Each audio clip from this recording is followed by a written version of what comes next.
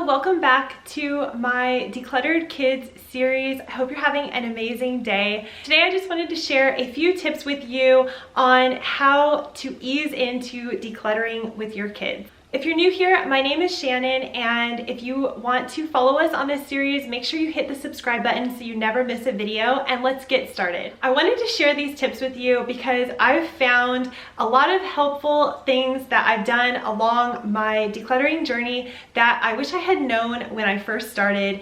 And these will help hopefully with easing your children into this decluttering process, and they help me stay clutter-free, and hopefully they will help you as well. My children are quite young, especially when we started this decluttering journey. I have a 5-year-old and a 2.5-year-old, but when we started, my 2-year-old was just a baby and my 5-year-old was a lot younger. And I would say that if you have older children, I would explain to them what you are doing. I even explained it to my older son, even though he was quite young. And I pretty much just said, we are just getting rid of the things that we don't use anymore. And he accepted that, and he was on board, and he actually, I can link the video, but he actually helped me with some of the decluttering. And I would ask him, should we keep this, or do you want to play with this anymore? And a lot of the time he would actually surprisingly say, no, I don't need that. So I think keeping the kids in the loop on what's going on is really a great way to help the decluttering process. With my children being quite young, I could not ask them about every single item, and I also don't think that they really needed to be asked about every item. So I focused on finding the toys that I saw them never playing with or pushing aside to get to the toys that they like. Those were the toys that I decluttered, and I did it slowly over time, so it wasn't like they walked into their room and thought, where did all my toys go? This was a slow process for us.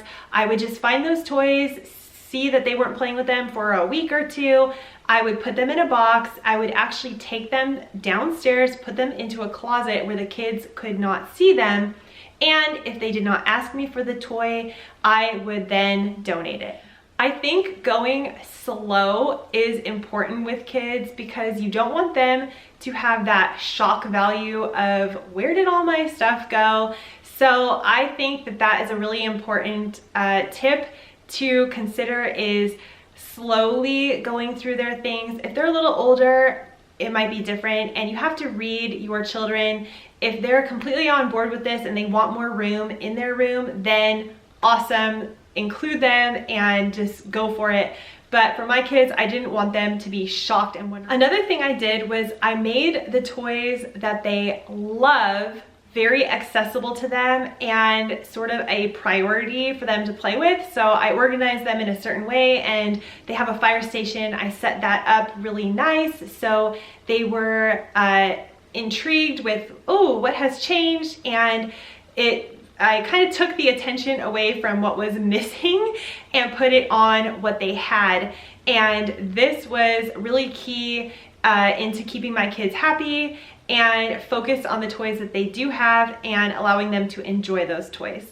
How are we staying clutter-free? There are a few things I did that have really helped with keeping us clutter-free now that we have spent all the time decluttering. I do tell friends and family that we don't really need any gifts right now, and if we do have a party, I will either tell them exactly what we need if they ask, or I just say, come and have fun at the party and don't worry about gifts. We really don't need anything right now. So we can still enjoy friends and family having fun at parties, but we don't have to have that feeling of what am I gonna do with this item that I don't really need and now my kid has seen. So I do think it is important to tell your friends and family what you're doing, so that way you don't have to deal with items that you don't really need.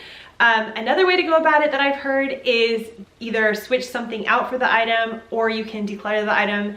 I would rather my friends and family not waste the money to buy something and then us just get rid of it. So I like to just tell them ahead of time that, hey, we're having a party, but we don't need any gifts, but let's just have fun and enjoy everybody being together. And that brings me to the tip of one item in, one item out. So anytime I get a new toy for my kids, I try to find one that they don't like anymore, or maybe they've grown out of, because kids are always changing and growing.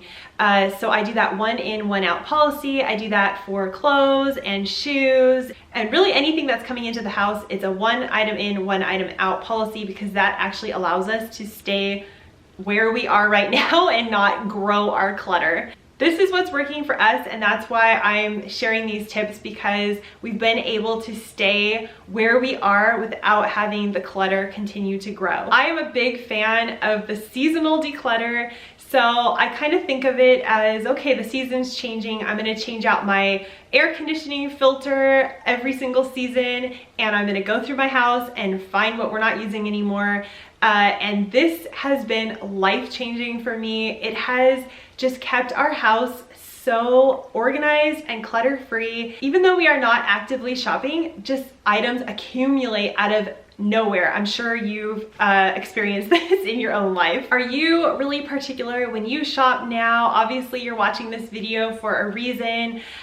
We've become super particular when shopping. I usually only go shopping when I know I need something. So I will have a list, I write the items down, and I will actually set that list aside for a month. And if I haven't thought about those items again, I will just simply cross them off the list and realize that I didn't even need them. So that is another way to really help cut down on the amount of items coming into the house and buying items that we don't actually need. Make sure you click right here to see the next episode in our Decluttered Kids series, or click down here to watch all of the episodes in our playlist. If you're new here, make sure you hit the subscribe button and tap the bell to never miss a video, and I'll see you next time. Bye.